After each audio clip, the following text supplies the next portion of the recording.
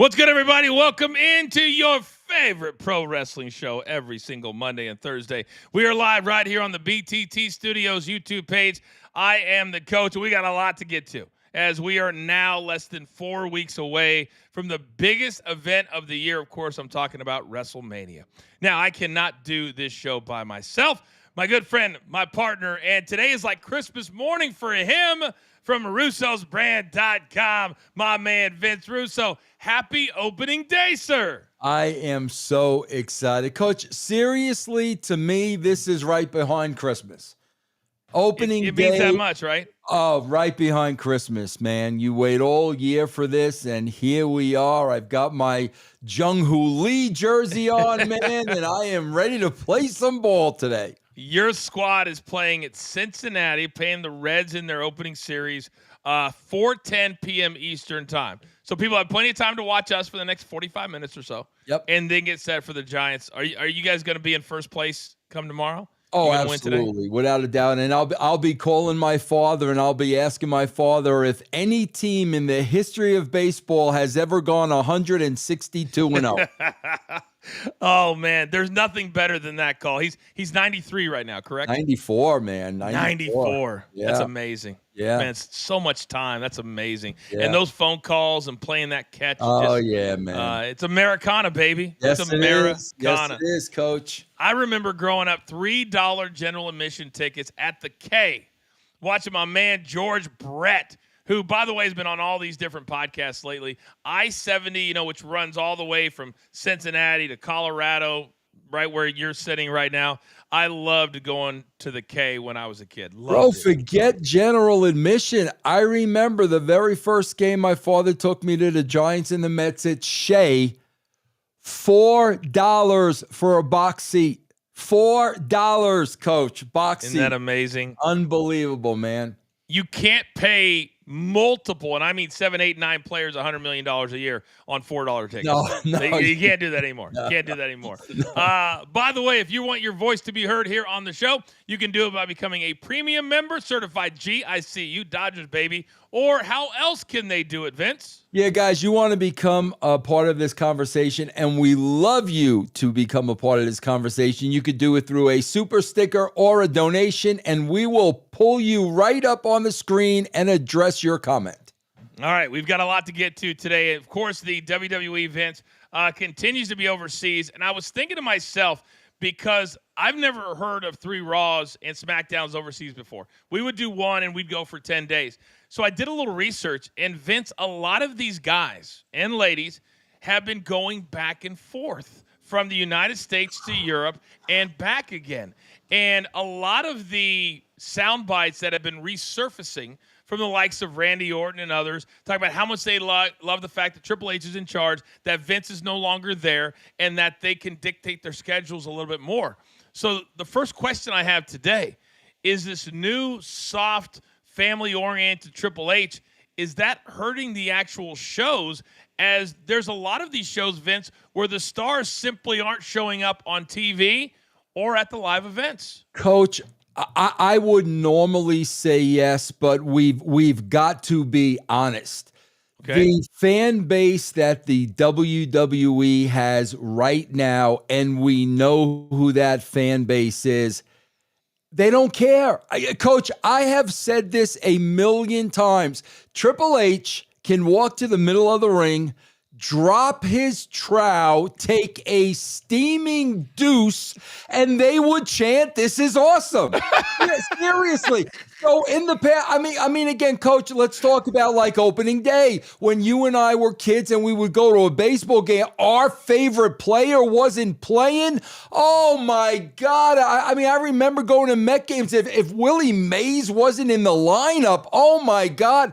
I don't think it matters anymore to this fan base, Coach. Well, the fan base, but also to the superstars, because even the NBA, they're having this load management thing. So they've actually made rules, Vince, that you got to play a certain number of games, 65 to be eligible for MVP awards and things like that, thinking that that might inspire players to play more. It doesn't. They're Not at making all. $50-60 million a year. They don't care about MVP awards. But these superstars like the Cody Rhodes, I think he might be the only one that wants to be there for every single show. I also saw Seth Rollins, and I'm assuming it was this week, he was in L.A., doing the Rich Eisen show, doing other stuff, hosting. And I know they want to support these guys and their other endeavors. But, Vince, this is the countdown to WrestleMania. And ever since you said, how come The Rock can't put himself on a phone to put it on in the arena? Because it's only 15,000 in the arena. It is millions around the world. So to the world, he would have been in the arena. We did see Logan Paul do that last week, so I believe they're watching our show because he wasn't in attendance, but he was still on the show. You got to give me at least that.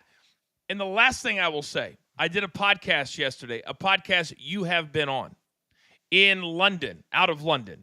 And they said to me in a question, we feel like we're getting cheated because we've been looking forward to these shows for so long, and a lot of these stars aren't showing up.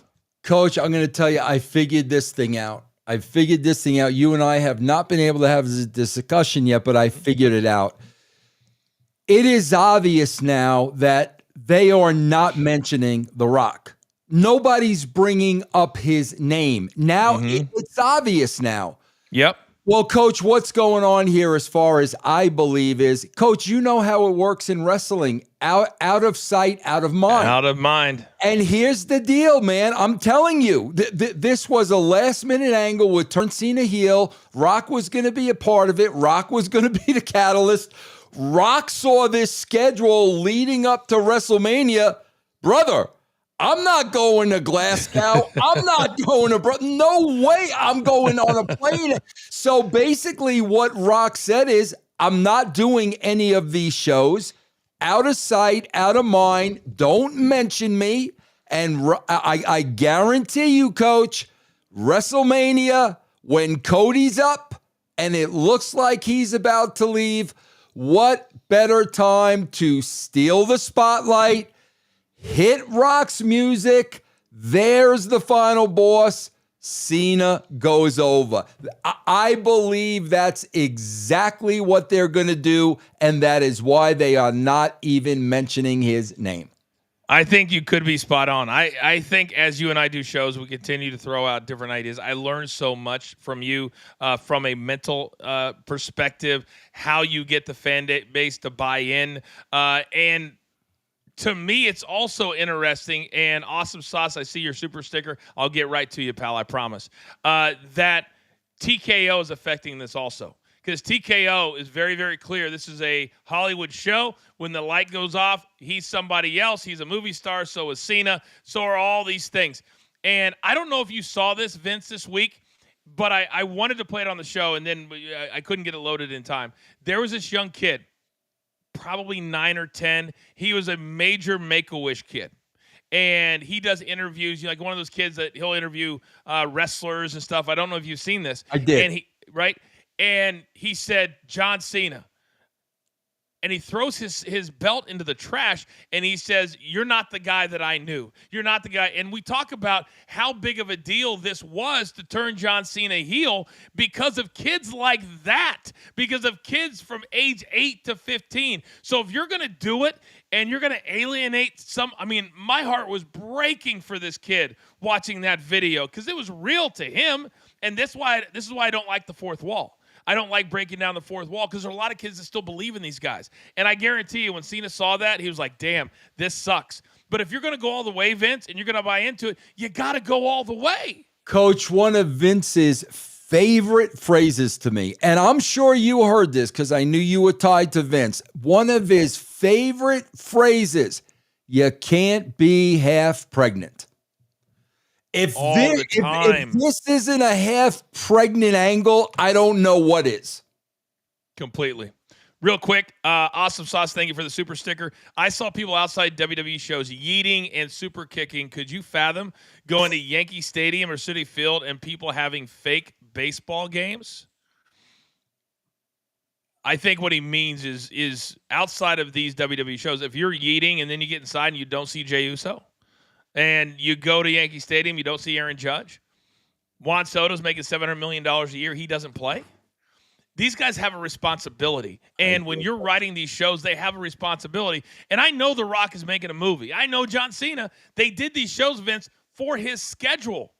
But at least, I guess he's showing up. But the other thing I will say, and I want to know how you feel about this, I felt like the promo this past Monday, since it was in front of a English-speaking crowd for the most part, felt very, very similar to the one we had the week before in a building that they knew the chants, but they don't understand English. And I would have switched it. And once again, and I know this drives you nuts, Cena's out there talking about, I'm going to take this title. I'm going to retire with it. You're going to make another toy. And out comes Cody and does a full entrance. He's happy and da-da-da. And I'm like, why wouldn't Cody come out first? You can still do the entrance that way. He starts talking, gets fired up. Then Cena comes out, interrupts him, and says, I'm taking that title. I'm going to retire. And you flip-flop it. But that way was very similar. And I hate now that you're in my head, Vince, because I'm like, this doesn't make sense for him to come out and spend 4 minutes before he gets at Cena. Well, Coach, when it was a two-man team, when it was Ed Ferrara and myself, these were the conversations. So in other words, if I'm sitting there with Ed week 2 and I'm laying out this promo, Ed is going to look at me and say, Vince, we did it the same exact way last week. That's what he's going to say to me. And I'm going to say, Ed, you're right. Let's switch it up. I would love to know. I mean, this is a shoot. I would love to hear these creative conversations and hear what they are discussing and talking about, Coach, because I swear I think they're making so many of these decisions without really thinking things through. I think there was... We go back to January with the whole $30 million payment, bringing Rock back onto the board of directors, giving him a lot of power. And nobody respects The Rock more than I. Nobody thinks he has the most star power right now more than I. But we've also mentioned at length, and we're starting to see it come into really clear view, that no Rock leading up. If Rock comes back at Mania, Cena is advertised for the next night after Mania, and maybe one more. But then going through the summer, what happens if Cody loses, Cena's the champion, but Cena doesn't show up on TV at the shows because he's busy making movies? That is even a bigger disconnect for the audience, because we know how Triple H thinks the World Heavyweight title is the most important thing. Coach, there's a Mark in the chat room making excuses for the WWE. Okay. I am so tired of the freaking excuses. This show every Monday and every Friday should be the best shows that they can produce. Somebody in the chat room just saying, Russo doesn't know how to book a WrestleMania. He'd give us everything in the first week. There's 4 more weeks left till WrestleMania. No, brother, there's 3 more weeks left till WrestleMania, and you've already lost a big percent of your audience because these last couple of weeks have absolutely sucked. You know what I equate it to, Coach? Let's break it down real easy. Yeah. We're watching Friends. All of a sudden, for 2 weeks, Monica and Chandler aren't on the show. It's that simple, bro. You've got to have the stars of the show on the show. It is that simple. Don't give me any freaking cockamamie excuses, bro. No show in the history of television doesn't have the stars on the show every single week. It's Michael. We'll get to your super sticker in a second. Thank you for that, by the way, Vince. And the reason this fires you up, and the reason it fires me up, is this is 52 weeks a year. This is how we were bred inside the WWE. And if they weren't around 52 weeks, you'd be able to position these things, and the guys would be. But because the schedules are so crazy, and TKO, the parent company, is making this a Hollywood production, in their minds, I think, Vince, they might look at Raw as a one-off movie. They might look at Raw as a two-off movie. And they've said, and Triple H has said, and we've been yelled at right here, you guys don't understand. We already know. Triple H stood in the middle of the ring. He stood on the promo and said, this is a show, and that's how we're going to produce it. And we're going to make sure you know The Rock is this guy, and then he can still have drinks with Cody backstage, even though he just made him bleed like a pig. And that's what they decided this business is. I severely have a problem with that because this is not a normal business. And in a normal business, a baseball player has off from October to March. An NBA player, July to October. This is pro wrestling. 52 weeks a year. And these are the most important. The 31st, the 7th, the 14th. Those are 3 weeks left, as Vince just said. And Vince, right now, when you're trying to sell 2 nights a week, you're trying to sell 65,000 tickets at $15,000 a pop in the front row. But these fans don't know who's going to show up, what night they're going to show up. And that's what this leads into. The storylines have got to be so red hot that when they get to Vegas, you can't wait to see what happens and how they pay it off at WrestleMania.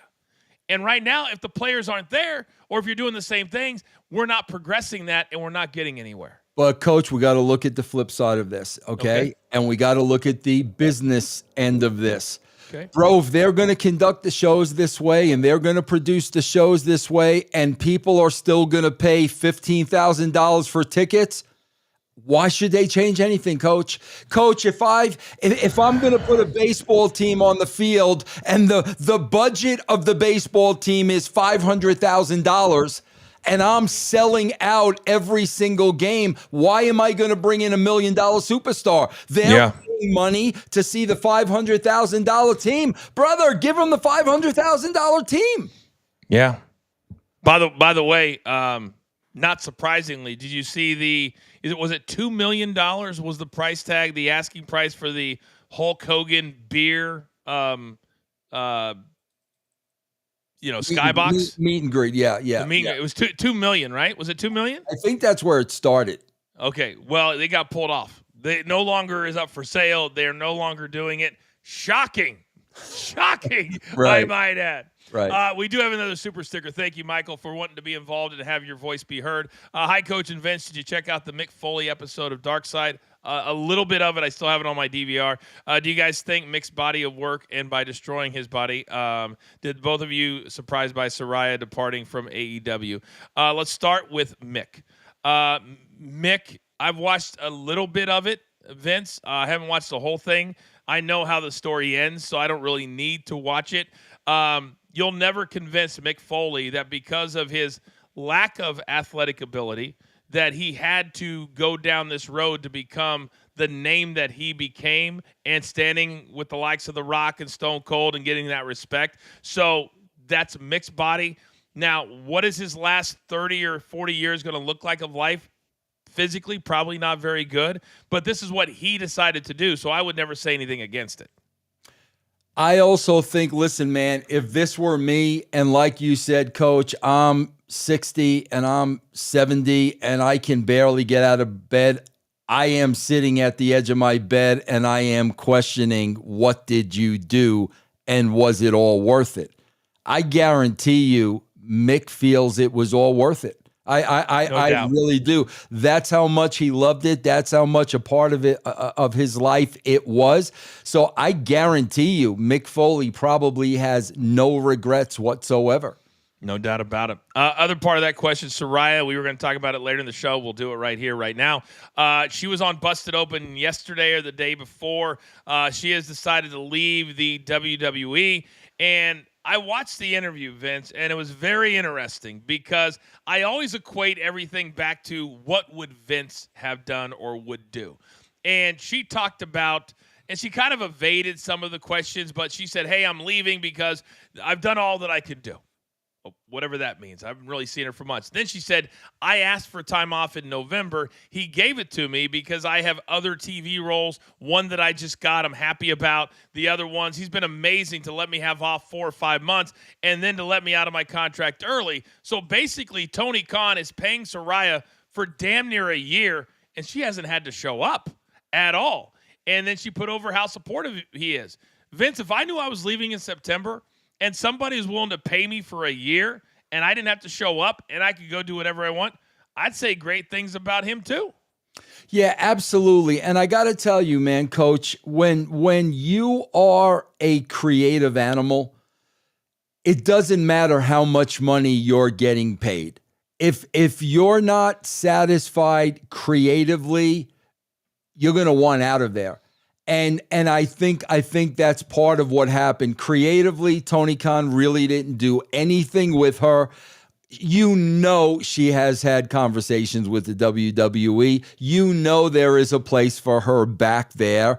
And, that's what happens, man. When you've got really, really, really creative people in the business, bro, you could be paying them millions and millions of dollars. If they are not satisfied and they need that creative itch scratched, man, they're going to move on. And I think that's what happened to her. Yeah, I think so too. It'll be interesting though, because she's been hurt for a long time. She had a neck injury, couldn't wrestle. So we'll see what kind of a role she could have in WWE. Moving on, another topic we're going to talk about, and we have a super sticker Vince from South Africa about this topic, which is awesome. Red Cap Uno. Hello to South Africa and everybody watching in South Africa. We love South Africa. So we're going to go to Charlotte and Tiffy time. And it says, with the Charlotte Tiffy segment, if you can see your colleague struggling on live TV, why try expose her? Shouldn't Charlotte have reined it in? That's a great question, because that's exactly where, Vince, we were going to go. There are, and I say this all the time, normally as a joke, but I'm not joking this time. There are hashtag levels to this game, and we're at the very top. Charlotte is arguably the greatest female superstar of all time. And Vince, I don't know if it was intentional or unintentional, but the WWE has left Tiffany hanging out to dry because she is simply not on Charlotte's level right now. Listen, Coach, I think I'm gonna push back a little here too. I am a Tiffy fan. I am a Charlotte fan. Okay, I like both of them. I think Tiffy has a lot of potential. I really do. But Coach, if she's not ready for the spot, she shouldn't be in the spot. I don't blame Charlotte one bit whatsoever. We also have to understand. No, I mean that too. Right. I agree with you. Yes. Yeah, you got to, Coach, we got to understand. Charlotte who's her father?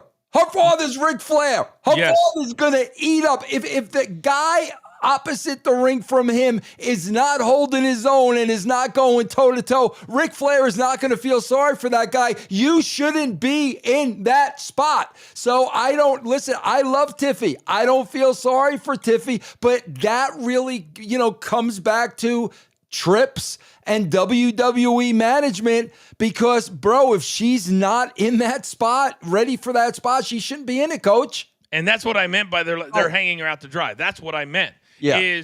And when I was there, and I've told you many times, I ran the pre-tape room. And part of my job during the day was work with talent and work with their promo skills. Work with them teaching how to talk. And part of that practice was, back then, if we were going to go to India, we'd have Tiffy say, hey, India, I'm coming. Rock used to walk in, and he would knock out 10 promos in 5 minutes, one take, because that's how great he was. Now, is he a natural? Yes. But Vince, I highly doubt, I would almost guarantee that they're so far up here worrying about the big storylines that they don't have anybody down here at 1 o'clock in the afternoon pulling talent into a pre-tapes room or an interview room saying, hey, let's practice for 30 minutes. Let's practice for 45 minutes. How you can overlook this important of a situation for every talent, not just Tiffy, it's the details that we talk about. And the reason we're so good at this is we can talk. If you can't talk in wrestling, you can't get over. And right now, Tiffany, to me, is going backwards because she's getting exposed on the mic. And Coach, if you are producing this, okay, there was no reason not to pre-tape this. Oh my gosh. And if you're pre-taping this and Charlotte is eating her alive, you are stopping it. You are cutting it. You are taking Tiffy aside, because I guarantee you, I got to give Tiffany Stratton credit, because here's what's probably happening here. Charlotte was eating her alive, and Charlotte should have eaten her alive. Charlotte should have handled this like this is a shoot. Tiffy was probably trying to be respectful to Charlotte. No, you can't be respectful to Charlotte. And if I am the producer, I am pre-taping this. I am shutting this down. I am taking her to the side. I'm saying, girl, she's eating you alive. You need to come back here. But to just kind of let her sit there, as that's not protecting your talent, coach. You've got to protect your talent. They've got two champions right now who I question severely, females, severely the decision to make them champions. And I think on the other side with Io Sky, they're trying to figure out, how do we get out of this? And how do we make this just Rhea and Bianca at WrestleMania? Because Io Sky looks like a small child compared to those two and their personalities and their physicality. And that's what I'm starting to see with the Tiffy and the Charlotte Flair situation too. Yeah. And that's a difficult place to be.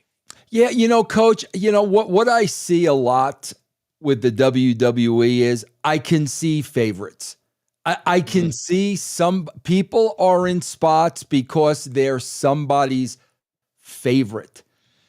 Coach, you can't play favorites in this business, man. You've got to put the best out there. And there are some people on that show, coach, that have no business being on that show. And they're on that show because they're somebody's favorite or they're friends with so-and-so. Man, you cannot run a company. Bro, nobody's going to be starting on a Major League Baseball team today because they're somebody's friend or they're the manager's favorite. That's not why they're going to be playing today. I equate it to golf too. My son, he made varsity as a freshman. And it's 6 guys, it's 5 seniors and my son. And they had 7 tryouts. It was all about the score. No questions asked. Doesn't matter how old you are. That's WWE. Doesn't matter how old you are. It doesn't matter. It matters how you perform. And right now, Vince, a lot of people, because I've been doing a lot of interviews for my new role with the PFL on ESPN, and they almost every interview, they walk down memory lane. Coach, you did this. And I forget how, and I don't want this to sound arrogant, but the level you have to be at when you're at the top of the game, meaning Major League Baseball, the NBA, the NHL, whatever it is, you've got to be elite. And the WWE is at the top of the game. And it's not close. And you need to be elite. Yes. And these, not only the talent, but Triple H and everybody that's helping them backstage, I think when you have no time to stop and evaluate, they need to listen to people like ourselves who've been there with them and say, no, Coach is not being a hater. Vince is not being a hater. They're telling us that we need to slow down and help our talent become elite. Because if you're not elite long-term, the ticket sales, as expensive as they're making it, Vince, these families are going to make a business decision and say, is that person, are those 3 to 5 talent worth $300 tonight per ticket, worth $700 for a nosebleed at WrestleMania? And Coach, let's talk about something here that nobody else is going to talk about. Give it to me. Give it to me. Are the agents directing them, leading them? Are the agents elite? How many times, Coach, when I was working anyway, if you were an agent, you were a main eventer in your day. You were a main eventer in your day. You weren't a mid-carder agenting current talent, because guess what? If you're a mid-carder and you're directing them, there's probably a good chance they'll be mid-carders too. Back then, main eventers were the agents, people that were in the top spots. Today, bro, you've got mid-carders. You've got mid-carders that are directing the talent. I'm so glad you said that. You're watching Coach and Bro, by the way. We're approaching the 30 minutes mark here on the BTT YouTube page. If you're watching it on live, great. on demand. If you want to be a part of the show, you can do it via Super Sticker, Awesome Sauce. I'll get to you in 1 second. I'm so glad you brought that up, Vince, because in wrestling specifically, let's equate it. It's opening day, right? So let's equate it back to baseball again. If you are a 6-hole hitter, after you play for 3 or 4 years, you say, man, I could play for 15 years and I know my role. I'm hitting 270. I'm going to hit 12 home runs, play good defense, and I've got a spot. Main eventers like a Bryce Harper, like a Mike Trout, and Aaron Judge, they're thinking, I need to hit 60 home runs this year. I've got to be the guy and the reason why the Yankees or the Dodgers or the Phillies are going for a World Series title. In this instance, the World Series title is WrestleMania. It's all the big PLEs. It's being in the main event every single night. Do you think that CM Punk, who we're going to get to next, would have come back if they told him, you're going to be a mid-card guy? Hell no. Coach, what's the term you always hear in wrestling, but you never hear in professional sports? What's the term? Good little hand. Good little hand. Are there any good hand? Are there any good hand professional NFL players, good little hands? No, they're all stars. Up and down. You're sitting on the bench, you are a star. Only in wrestling do you hear good little hand. I don't want any good little hands on my roster. I want freaking stars on my roster. The best time in pro wrestling was the Attitude Era from 98 when Vince, end of the 90s with Vince through my 10 years through 08. And the reason it was so good is because almost every single talent on the roster, when they walked in the door, they demanded, I want to be in the main event. We didn't have 2-segment matches. Those didn't exist. Yep. Give me 12 minutes. Give me my segment off the top of the show. If you didn't have a promo segment off the top of the show, you weren't a star. There was none of just coming out and starting like softly. It was star of stars. They competed, and they would do anything to be in that main event spot. Because guess what, Vince? They got $1 million bonus if they were in the main event at WrestleMania, which, by the way, was one night.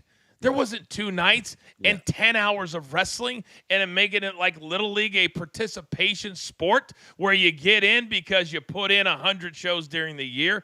It was competition. Yep. This should be competition, yes? Absolutely, 1,000%, Coach. And, just guaranteed contracts and guaranteed money obviously have a lot to do with that. Whereas, back in the day, you earn your spot, and the higher you moved up the card, the more money you made. The more asses you put in seats, the more money you made. It doesn't work that way anymore.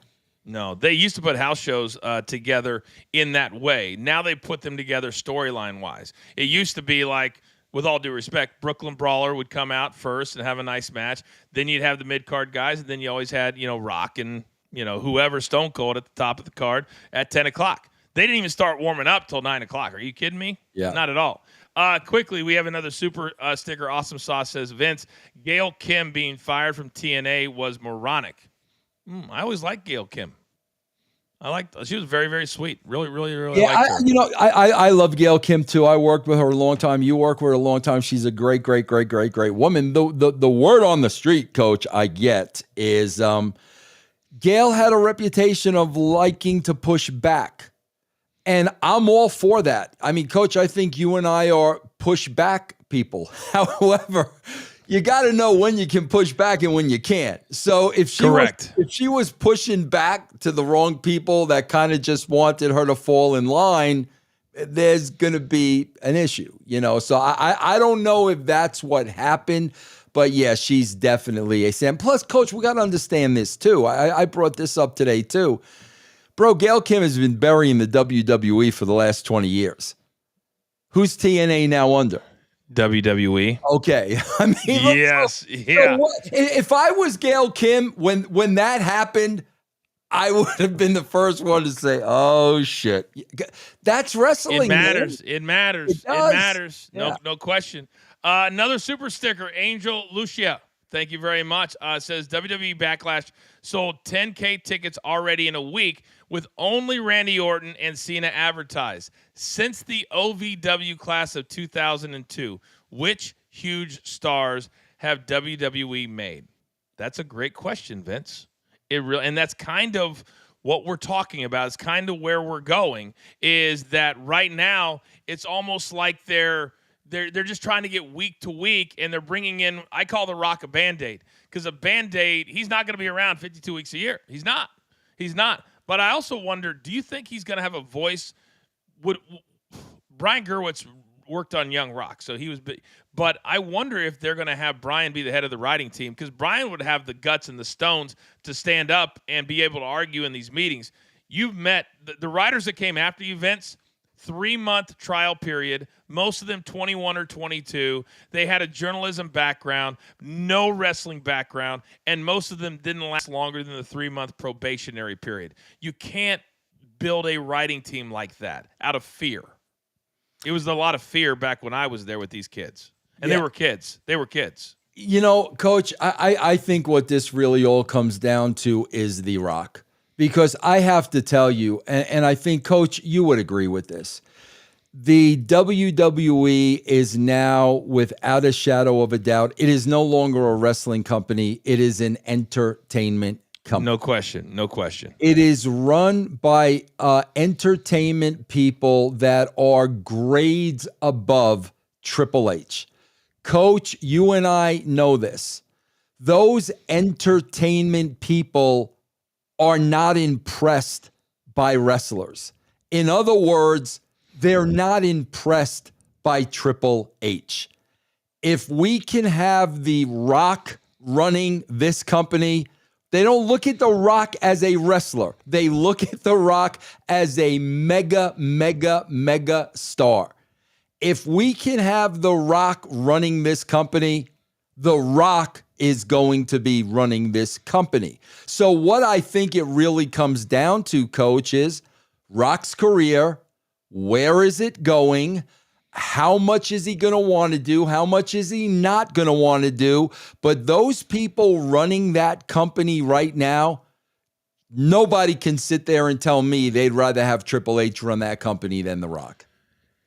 It's interesting, and this is a fascinating discussion, the way you just put that, because my algorithm on IG, whatever you look up, they'll send you all these videos, and a lot of Randy Orton videos have been coming through the last 2 days, and they're all from interviews he did talking about so happy to have Vince out, and I saw one where he said the creative is so much better than when Vince was here.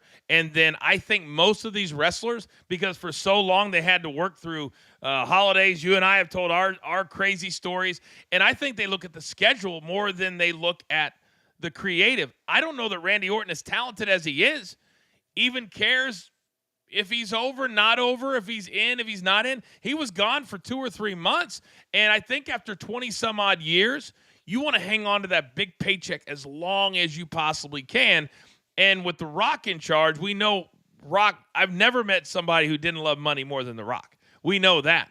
But Vince, do you really believe, as he's kind of turning his movie career took a little bit of a stall? A lot of the big movies were the franchise movies. Now he's getting back. Moana made money. He's doing the live version of Moana. And then he's got this big Martin Scorsese movie, which could be his big comeback. It's a Hawaiian mob, Leonardo DiCaprio. I mean, this could be like his big one. And if those hit, would he even? I think a big reason he came back is because he had a lull. If those hit, and then he gets into the mid-50s and now above 55, he may not want to come and stick around if those hit. Yeah, no, that's why I said, Coach, I think that, honestly, the future of that company depends on The Rock and what The Rock wants to do. I believe that with all my heart. This has nothing to do with Triple H. This has to do with The Rock and his career in Hollywood and what Rock wants to do. That's really what we're talking about, because there's no question in my mind that they don't want him to be the guy heading that company. No question. We'll continue this in a second. We have a couple of super stickers we want to get to. Your voice can be heard. I know what Awesome Sauce is trying to say here, but I don't think it's the right. It's the right. Equating the right thing. Pat Riley averaged 7 points a game, but is one of the GOAT coaches. You had mentioned that the stars were the agents. In wrestling, the agents help to put these very complex matches together. They have to tell a story psychologically. In basketball, it's more about putting plays. I played college basketball. I played at a high level, and it's a completely different thing. I see what you're trying to say, but it's different in the world of wrestling. I promise you. I promise you. And not only that, Coach, you're going to get an anomaly. I mean, of course, there's going to be one or two. We're not saying every single person, but the great majority were main eventers. Yeah, no question. Another super sticker, Michael, Gavin, Ali Show. Hey, Vincent, Coach. It's a controversial question, but do you think the Chris Benoit death is a stain on the wrestling business? I think there's a lot of deaths that are a stain on the wrestling business for a lot of different ways. This one at least had an ending when, he had severe CTE. I will tell you this, Vince. The first night of that tragedy is the night that I got married. So I always think back to it. It's really, really crazy. But I think like any other sport, you could go to any sport and there's going to be a tragedy.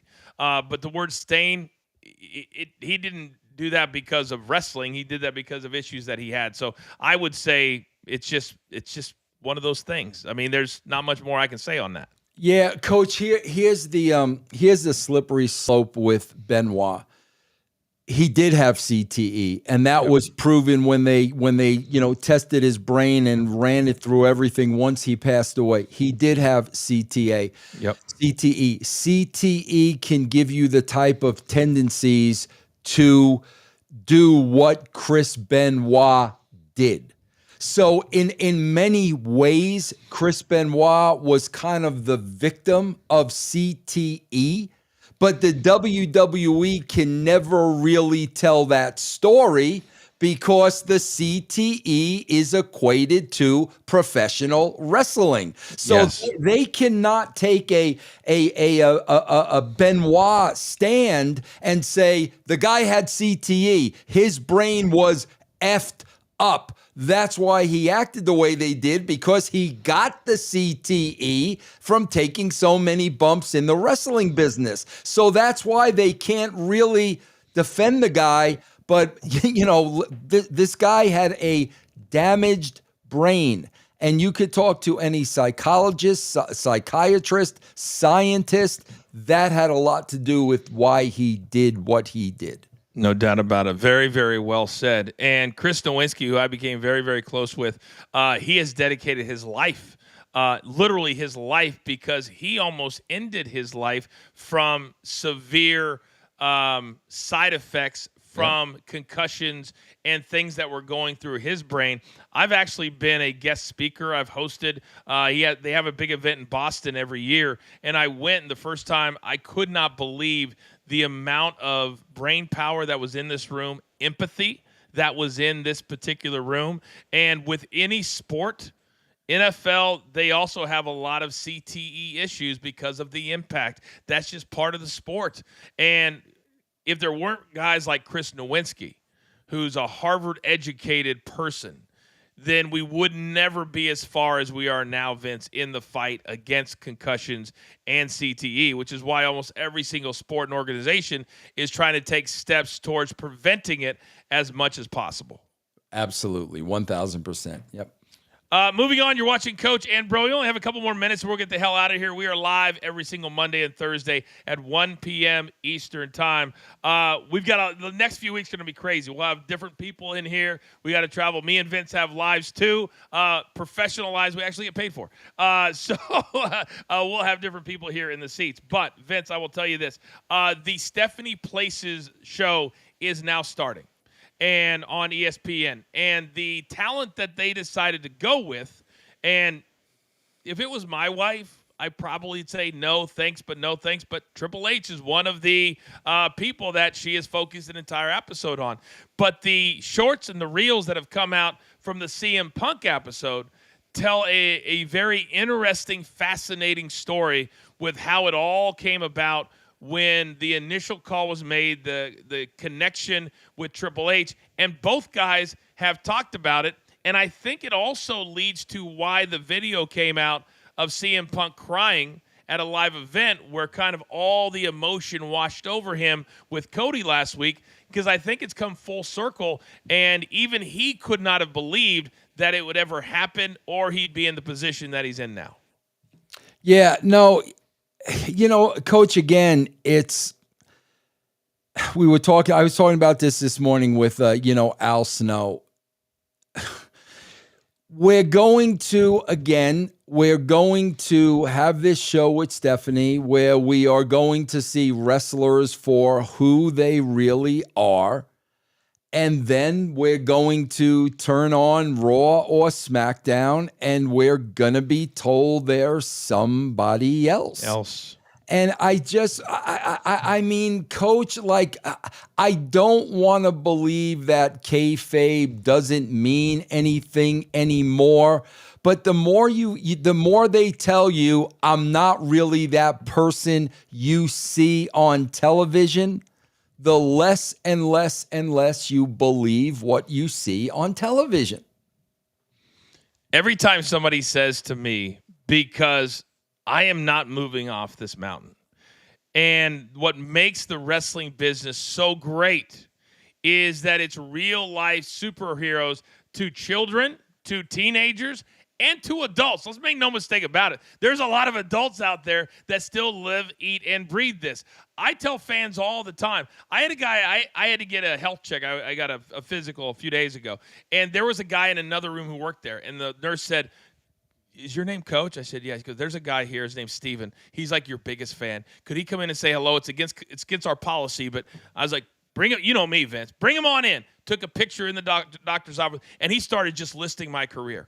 And I'm like, this guy, he's like, "Man, I loved it when you did this. I hated you when you did this." And I'm like, this type of fan is few and far between. But still, he lives, eats, and breathes it. And Vince, to be in this business like we were, I'm very grateful for 80% of it. But also, there's a lot of people out there that still believe that The Rock is that guy, that Cena's that guy, that Cena has finally, because he's told her for 2 weeks, "Hey, you took me for granted." There is a part of real life that maybe he feels that way. But if he then goes back and does, "Hey, make a wish," "Oh, don't worry," if I guarantee you we're going to see this, videos of, "Hey, don't worry, that's just me on TV." Yeah. This is special. And I don't like that they're making it so overt that it's not quote unquote real. I just don't like it. That's my own personal opinion. Yeah. Coach, I am a little disappointed in you though, man. Why is that? You know how I taught you about, Coach, the super stickers and the donation? I keep trying to educate you. Yes. Bro, that could have been a couple of grand meet and greet for you. You don't just let this guy, you're going to let this guy, Hulk Hogan's getting $3 million, and Coach, who was a world champion, you're going to let this guy walk in? Coach, yeah, I thought I was teaching you well. Coach, we're going to have to go back to the drawing board, man. That's on me. That's on me. Can you imagine? "Hey, Steven, before you check my weight, I need a Venmo." Oh, my goodness. That's all the time we have today. If you missed any of it, check us out on demand. We are here every single Monday and Thursday. And Vince, you can check all his stuff at russosbrand.com. He has a ton of shows. But thank you to everybody who is in the chat, all of our premium members, all of our super stickers. You guys are absolutely amazing, and we grow every single week, and we can't do it without you. For Vince Russo, for producer man, and intern Dan somewhere out there in the world, I am the Coach. We'll see you next time. Be safe right here on the Coach and Bro Show. Take care.